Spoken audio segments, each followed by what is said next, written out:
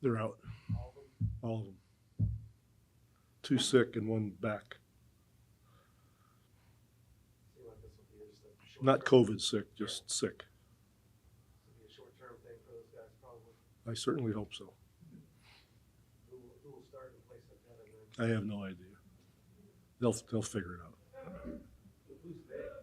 Those guys, the trainers, the analytics, the assistant coaches, the medical people, you know. Wondering with this team, is there coming in the season, there anything that they've done or performed well that kind of surprised you, or maybe that you weren't expecting, maybe the way they compete or anything in particular about this team? As a group, Yes, sir. no.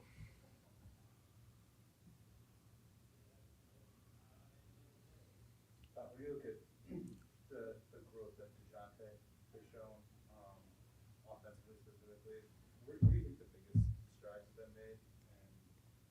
And is he, do you see an offensive ceiling for him, or is he somebody who? Well, he made a jump last year, but this year it's been quite significant. And it's his all-around game. I mean, he scored, he's rebounded, he's assisted almost every night. He's turning into one of those guys that understands that you have to bring it night after night after night, and those are the most valuable pros in the league. You know, it's a big responsibility for guys that have to bring it. I mean, think about how many years LeBron has brought it night after night after night. People think that's easy because he's a good player. It's between the ears as much as it is, you know, anything else for these guys. And Dejounte started to figure that out. You know, the way he plays in practice, understand that other guys on the team are watching him. He's a young guy, but there are guys younger than him that he's setting an example for. So in all those respects, he's been very special. Coach, there was a game here recently with LeBron hit a bunch of threes late, and afterwards he kind of credited some of those early career key Spurs matchups for having to learn how to play over the top a little bit more, and the schemes that you employed against him. What have you seen in the growth of the jump shot? What does that add to the way that the defensive game plan has to come about, and what do you recollect from those matchups? Well, you know, you just described it. He wasn't as confident in his jump shot, you know, in previous years. But because he's so intelligent, he understood that his game had to be expanded, and he did it. That's, you know, what makes him so special. He understands the game so well. He just did it the other night. It was incredible what he did the other night. But he knows where there might be a weak point, and he takes care of it. And that's what the best players do. And so now he's, you know, basically impossible to guard because he has confidence in his shot. Is it still almost preferable for him to, if he makes those, then, oh, well, you lose anyway, than to sort of play him and give up the paint even if you can get there anyway? Are you asking me for my strategy? Why should I trust you? You think I trust you? You could be Putin, for all I know. I would like that removed from the record. Yeah. Me too. Me too. Because it's not funny, I understand. Yeah. Alas, though, isn't it, what is the greater threat, I suppose? We would assume the ramming the paint. I think it's all become equal because he's gotten so confident in his shot. You know, they can run a play for him and post him up. They can give him the ball and he can go one-on-one. He can pull up for three in transition. He can bring it down himself and take it all the way to the post, a lot like Russell does. So, you know, his game has been complete for a while.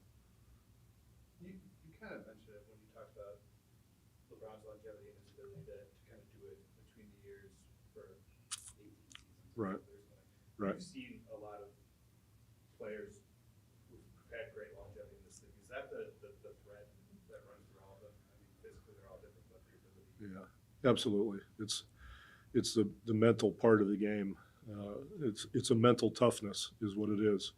You know, a lot of people don't really understand what mental toughness is, but that's part of it. Understanding that responsibility and he understands it completely. And as you said, has done it for so long. But there are a lot of people who are just incapable of taking in that part of the game. And everybody's physical abilities diminish as time goes on. But it's the players, the best example, you think of somebody like Kareem, as long as he played, but he played with his mind as much as he did his body. And LeBron has figured that out. Tim Duncan was another guy like that.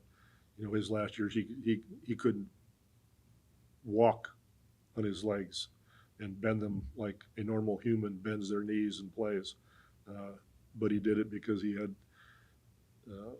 a great feel for positioning and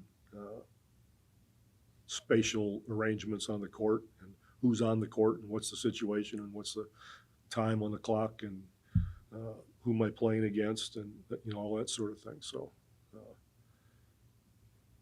Dejounte's entering into that realm where he knows that those things are important, especially in the fourth quarters, which we're working on diligently.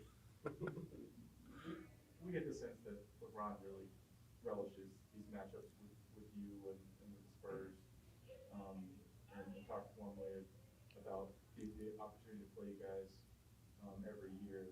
Do you, especially as LeBron is getting on his career, you don't know how much longer he's going to play, do you find yourself appreciating the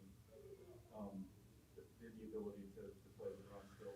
Yeah, I've appreciated LeBron from day one, and I think what first hit me was how he was able to limit the noise that he allowed into his head when many in your profession would criticize him every single night. If he took the shot, he should have passed it. If he passed it, he should have taken the shot. Those sorts of things. And most of the people who criticized him didn't have a clue, or never played, or were never in that kind of situation. And he never let it get to him. That's a mental toughness. He went on to the next play. He went on to the next game. He went on to the next interview. And it really impressed me at that young age for him to have that sort of maturity and ability to understand what was important and what wasn't. From that day, long ago, I really respected the mental side of how he looked at things. And then, being fortunate enough to watch him as often as I've been able to competitively, it's kind of like when I first came in the league back in the 80s as an assistant coach. I get mesmerized watching Michael on the court, and I wasn't much help to Larry Brown. I'm watching Michael, and I do that with LeBron now. He'll do things, and he'll look over once in a while and smirk, and I'll go, "Geez, oh, whiz," that kind of thing. But it's one of the joys of being able to coach in this league, to be in the presence of people like that, and to be able to watch them play and perform and do the things they do on a consistent basis. So he's been very special to me in those ways.